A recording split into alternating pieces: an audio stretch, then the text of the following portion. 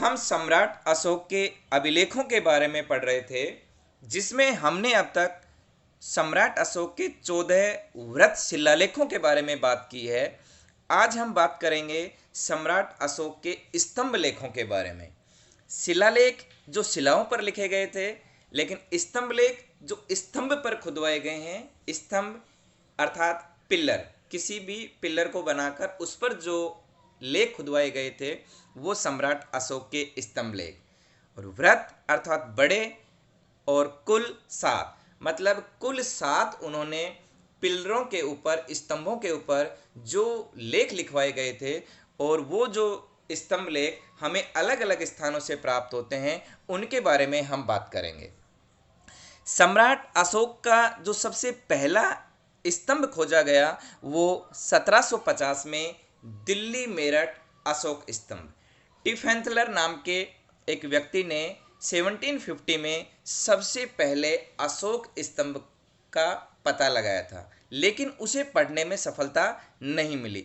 सम्राट अशोक के अभिलेखों को पढ़ने में सफलता 1837 में जेम्स प्रिंसेप के द्वारा, 1837 में जेम्स प्रिंसेप व्यक्ति के द्वारा सम्राट अशोक के अभिलेखों को पहली बार पढ़ा गया।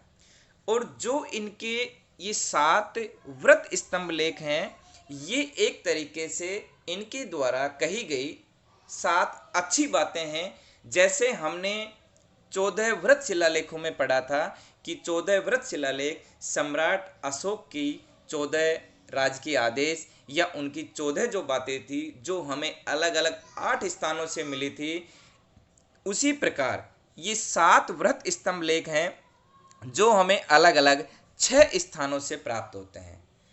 और इन 6 स्थानों में से भी केवल दिल्ली टोपरा स्तंभ जो लेख है उसमें हमें 7 बातें उत्कीर्ण मिलती हैं, और बाकी जो जगहों से हमें जो स्तंभ मिला है उस पर केवल 6 लेख उत्कीर्ण हैं। अर्थात जो दिल्ली टोपरा स्तंभ लेख है उसमें हमें सम्राट अशोक के 7 लेख उत्कीर्ण मिलते हैं, खोदे गए मिलते हैं, जबकि बाकी जो स्तंभ हैं उनके ऊपर हमें केवल 6 लेख ही उत्कीर्ण मिलते हैं। अब हम बात करते हैं सबसे पहले मेरठ स्तंभ लेख की। मेरठ स्तंभ लेख और टोपरा स्तंभ लेख दोनों के दोनों स्तंभ शीर्ष विहीन हैं। शीर्ष विहीन का मतलब है कि इनके टॉप पर कुछ भी नहीं है। सम्राट अशोक ने जो स्तंभ बनवाए थे उन पर जो लिखवाया था, उनके ऊपर किसी पर सिंह का, किसी पर वृषभ का, इस तरीके से चित्रण किया गया है, उनके ऊपर इनको बनाया गया है। लेकिन मेरठ स्तंभ लेख और टोपरा स्तंभ लेख इनके ऊपर कुछ भी नहीं है, अर्थात ये दोनों के दोनों ही शीर्ष विहीन है। मेरठ स्तंभ लेख को हम छोटी लाट भी बोलते हैं और टोपरा स्तंभ लेख को हम बड़ी लाट बोलते हैं। छोटी लाट मेरठ स्तंभ लेख और बड़ी लाट टोपरा स्तंभ लेख। मेरठ स्तंभ लेख सर्वप्रथम खोजा गया स्तंभ लेख था, मतलब जिसे पहली बार खोजा गया, जो सबसे पहले मिला वो मेरठ स्तंभ लेख मेरठ में स्थित था। फिरोज तुगलक इस स्तंभ लेख को मेरठ से दिल्ली ले आया। फिरोज तुगलक दिल्ली सल्तनत के शासक तुगलक वंश के, उन्होंने वहाँ से लेकर मेरठ यूपी से लेकर और दिल्ली में लाकर उनको स्थापित किया। फर्रुख हसियर जब मुगल वंश के राजा थे उस समय बारूद खाने में विस्फोट के कारण ये खंडित हो गया था, और इस स्तंभ को ही सबसे पहले खोजा गया था। टोपरा स्तंभ लेख जो है ये सबसे पहले पढ़ा गया स्तंभ लेख है, अर्थात सबसे पहला खोजा गया तो मेरठ स्तंभ लेख, लेकिन पढ़ा जाने वाला पहला स्तंभ लेख टोपरा स्तंभ लेख है। फिरोज तुगलक ने इस स्तंभ लेख को भी टोपरा से ले आया था। टोपरा हरियाणा में एक जगह है, वहाँ से दिल्ली ले आया और दिल्ली में से स्थापित किया। इसी स्तंभ लेख पर सम्राट अशोक के 7 बातें इस पर लिखी हुई मिलती हैं। बाकी दूसरे स्तंभ लेखों पर केवल उनकी 6 लेख उत्कीर्ण मिलते हैं, जबकि दिल्ली टोपरा स्तंभ पर सातों के सातों उनकी बातें खोदी गई हैं। इसी टोपरा स्तंभ लेख को हम शिवालिक लाट भी बोलते हैं, भीमसेन की लाट भी बोलते हैं, सुनहरी लाट भी बोलते हैं, फिरोज शाह की लाट भी बोलते हैं। मतलब इस टोपरा स्तंभ को इन अलग अलग उपनामों से जाना जाता है। ध्यान रखना विद्यार्थियों, सबसे पहले खोजा गया स्तंभ लेख मेरठ है, लेकिन सबसे पहले पढ़ा जाने वाला स्तंभ लेख टोपरा है। दोनों के दोनों को ही फिरोज तुगलक के द्वारा लाकर दिल्ली में स्थापित किया गया था और दोनों के दोनों ही स्तंभ लेख शीर्ष विहीन है। अब हम बात करते हैं प्रयाग स्तंभ लेख की। प्रयाग स्तंभ लेख के टॉप पर शीर्ष पर सिंह है, अर्थात इस स्तंभ लेख के सबसे ऊपर शीर्ष पर सिंह का चित्रण किया गया है, सिंह को लगाया गया, सिंह की मूर्ति बनाई गई है। और यह स्तंभ लेख पहले कौशाम्बी में स्थापित था, लेकिन बाद में अकबर के द्वारा इसे वहाँ से लाकर और इलाहाबाद के किले में स्थापित कर दिया गया। जिस प्रकार से दिल्ली टोपरा और दिल्ली मेरठ स्तंभों को फिरोज शाह तुगलक लेके आया था, उसी प्रकार प्रयाग स्तंभ लेख को अकबर के द्वारा इलाहाबाद के किले में स्थापित कर दिया गया। ये कौशाम्बी के जो महामात्र हैं उनको अशोक के द्वारा संबोधित किया हुआ लेख है कि ये उनको जो महामात्र जो नियुक्त किए गए थे सम्राट अशोक के द्वारा, उनको इसमें वो चेतावनी दे रहा है कि आप धर्म के अनुकूल कार्य करिए, अगर आप धर्म के अनुकूल कार्य नहीं करेंगे तो आप लोगों को दंडित किया जाएगा। इस बात की चेतावनी का वर्णन प्रयाग स्तंभ लेख में हमें मिलता है। इसी स्तंभ लेख पर समुद्रगुप्त ने प्रयाग प्रशस्ति का उत्कीर्ण करवाया।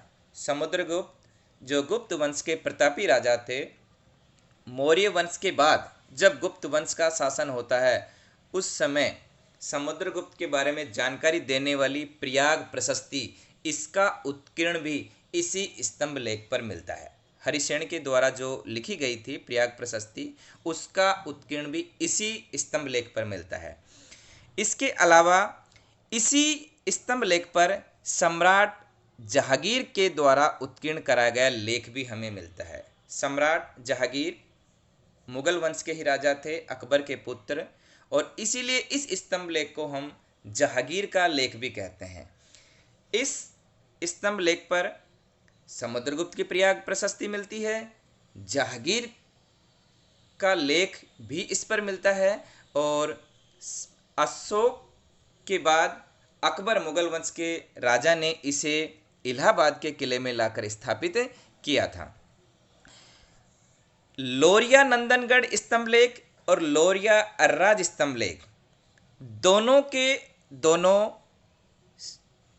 कनिंघम के द्वारा खोजे गए हैं, लोरिया नंदनगढ़ भी और लोरिया अर्राज भी, और दोनों ही बिहार के चंपारण जिले में स्थित हैं। वर्तमान के बिहार राज्य के चंपारण जिले में स्थित हैं। लोरिया नंदनगढ़ का शीर्ष सिंह का है, जबकि लोरिया अर्राज का शीर्ष गरुड़ का बना हुआ है। अर्थात दोनों स्थित हैं चंपारण बिहार में, दोनों की खोज हुई है कनिंघम के द्वारा, लेकिन लोरिया नंदनगढ़ का शीर्ष सिंह का बना हुआ है और जबकि लोरिये अर्राज का गरुड़ का। ध्यान रखना, लोरिये नंदनगढ़ के स्तंभ लेख में उस स्तंभ पर मोर का भी चित्र बनाया गया है। मौर्यों का संबंध मोर से, तो इस मोर का भी चित्रण इस लोरिये नंदनगढ़ पर किया गया है, चित्रण किया गया है, लेकिन इसका शीर्ष सिंह का ही बना हुआ है। रामपुरवा स्तंभ लेख का जो शीर्ष है उस पर सिंह और वृषभ दोनों का शीर्ष मिलता है। सिंह और वृषभ दो अलग अलग स्तंभों पर बनाए गए हैं। दोनों की खोज कार्लाइल के द्वारा की गई, अर्थात रामपुरवा में जो स्तंभ मिलते हैं उनकी खोज कार्लाइल के द्वारा की गई। बिहार के चंपारण जिले में ही स्थित है ये भी। और एक जो लेखयुक्त स्तंभ है, मतलब जिस पर लेख मिलता है, उसके शीर्ष पर सिंह मिलता है। लेकिन जो दूसरा लेख विहीन स्तंभ है, अर्थात जिस पर कुछ भी खोदा नहीं गया है, उसके शीर्ष पर वृषभ की आकृति मिलती है। अर्थात सिंह शीर्ष भी है और वृषभ शीर्ष भी है। सिंह शीर्ष उस पर है जिस पर कुछ खोदा गया है, कुछ लिखा गया है। लेकिन जिस पर कुछ भी नहीं लिखा गया, अर्थात लेख विहीन है, उसके ऊपर वृषभ की आकृति उत्कीर्ण की गई है। ध्यान रखना विद्यार्थियों, कई बार ये कंपटीशन में ये प्रश्न पूछा गया है। और ये जो रामपुरवा स्तंभ लेख में जिस पर के शीर्ष पर सिंह उत्कीर्ण किया गया है, उसकी इस सिंह शीर्ष वाली आकृति को वर्तमान में राष्ट्रपति भवन दिल्ली में रखा गया है। मतलब जो सिंह शीर्ष वाली आकृति है उसे वर्तमान में हमारे राष्ट्रपति भवन में रखा गया है। और वृषभ शीर्ष वाला एकमात्र उदाहरण रामपुरवा से हमें प्राप्त होता है। इस प्रकार ये सम्राट अशोक के कुल 7 स्तंभ लेख थे जो हमें 6 अलग अलग स्थानों से प्राप्त होते हैं। दिल्ली मेरठ, दिल्ली टोपरा, लोरिया नंदनगढ़, लोरिया अर्राद, रामपुरवा, ये ऐसे कुल 6 अलग अलग स्थानों से हमें इनके ये 7 स्तंभ लेख प्राप्त होते हैं, जिसमें से एक स्तंभ लेख पर हमें दिल्ली टोपरा वाले पर उनके सभी लेख उत्कीर्ण मिलते हैं। बाकी दूसरी जगहों पर हमें केवल उनके 6 लेख उत्कीर्ण मिलते हैं।